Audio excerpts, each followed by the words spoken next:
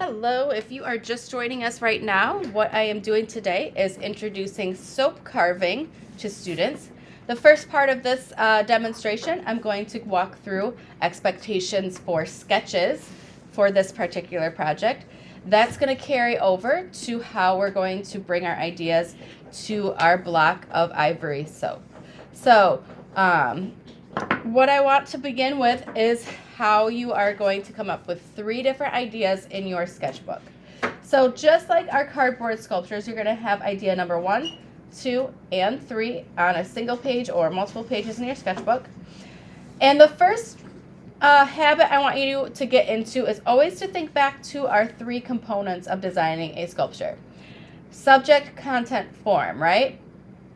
So you want to think about subject. We talked about 3 different things. You have a route to do representational, representational sculpture, a semi-abstract sculpture, or a fully abstract sculpture. So if you don't know what those three things are, make sure you review the weekly slides and see what those definitions are to decide what you want to do. Representational for this first idea is the route I decided to take, idea number 1. So what I wanted to do was a person, place, or thing. Representational meaning something that is realistic or is something from real life. And I went with the route of an animal. The animal I decided to go with for my first idea is a seahorse. So what I did was I first traced the dimensions of this bar of soap. Now, students right now have this bar of soap with them. It's still within the packaging. Why students have this with them right now is so that they can trace this in their sketchbook. It's about 2 inches by 3 inches rectangle. But then you can use this to do your drawing on the surface, and that will help you. You can see how I transferred it to here, similar to how I did it in my sketchbook, to help me figure out how I'm spacing things. So that's kind of what you'll do eventually. But what I want to do is to trace that rectangle, and then you are going to, what I did next was I used that dark green, and I did the contour line of my seahorse, okay? Now, I always suggest if you're doing something representational to have a photo reference so that you can have accurate proportions. Think about design, if you want any fun stylized elements or shapes. But I did kind of do a little sketch here to decide how big and wide I want it to be. So that is what I chose, seahorse. Now, after I did that, I can start thinking about, okay, what elements of art, and I did that in purple, elements of art do I see, or principles of design do I see being used in this sculpture? So I thought of texture. Maybe I'm going to do some hatching on some of the fins. Maybe I'm going to do some dotting with a sharp tool for some contrasting textures, okay? So I can think about that as one of them. Now, movement is another one that I have because I have this motion happening, a swirling here, and rhythm for sure with repeating of this kind of spine spikiness that's happening. That is creating a rhythm, okay? So it is important that you identify what in your every single idea. Is it semi-abstract, abstract, or representational, and how you develop that idea through this triangle? Your design within a rectangle, how it's spaced, how proportionate it is, and always the elements of art, principles of design. That is what I expect from you for every sculpture. Now, these other colors that are in the negative space around the seahorse, this is a game plan. And what this is, and I started with like a lime green, you are not going to carve everything away in one chunk. So I decided to plan out, all right, I'm going to take this chunk off first, the lime green, and see what it feels like if I start carving this chunk away That's where my beginning is. Now, you don't want to try chiseling or chunking away big pieces because it gets out of control. You have to do it part by part. So I decided that I was going to do the lime green first, the middle green second, orange, red, and then I would go all the way around. That was my strategy. So you can do that as a technique to give you some like a roadmap to where you start carving. You can decide, do you want to be removed completely, or do you want to be a relief where you have it left halfway like this, and then you have it protruding out, seahorse. So that is how you can develop your idea here. You're going to do this 1, 2, 3 times. Notice how I have all the colors. I have green again. For my second one, I did abstract subject, and I wanted it to be organic. So I didn't want it geometric. I wanted it flowy. That goes with the form. I then did something that was just kind of like swirly and had little hollow shapes in it. Positive and negative space I labeled, unity and balance. And you can do a side view if that's needed. That's what that is representing right here. And then my third idea, you can see in the green, I did the same triangle brainstorming technique. I decided to do semi-abstract, and the subject is a seashell, not a seahorse, seashell. And so I did just a quick little sketch how I'm going to angle it and space it out. Symmetrical, balance, negative space, and rhythm is what I labeled in purple for Elements of Art Principles of Design.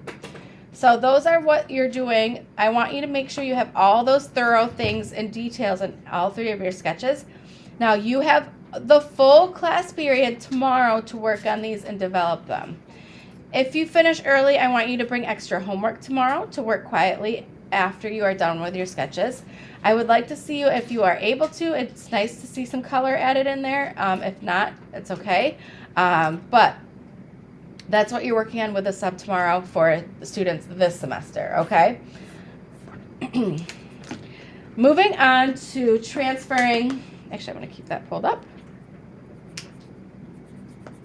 Transferring a design from your sketch and starting to carve. So again, I showed students this was my first example of ever doing a soap carving in preparation for a stone carving I did. And it was from a larger bar of laundry soap.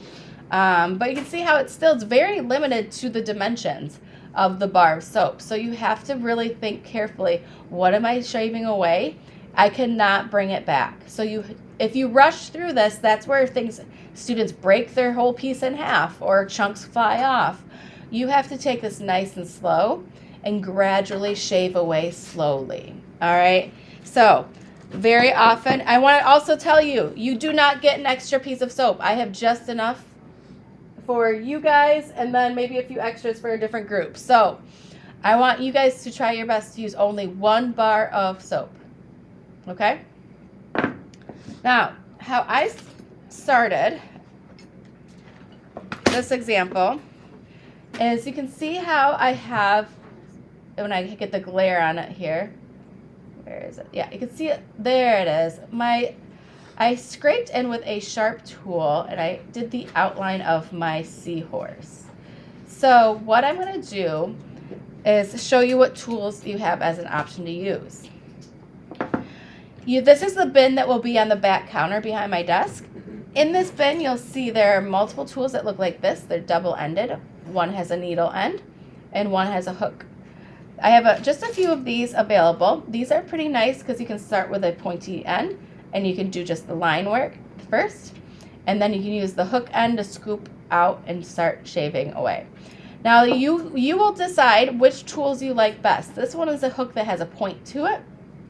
There are many other modeling and carving tools in here.